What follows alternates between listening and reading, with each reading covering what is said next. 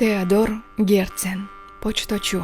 Теодор Герцендин живописдик чыгармачылыгында кызыктуу портрет бар.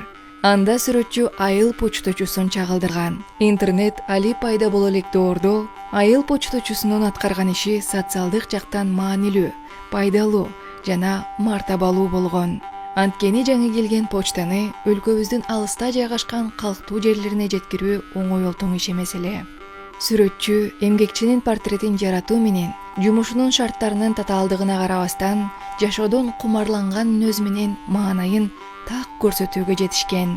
Теодор Герцен почточу бир аз кеп салып, жаңы басылып чыккан гезиттин бир санын колуна карматуу ниетинде сүрөтчүнүн алдында бир азга токтой калган сыяктуу учурду кармап кала алган.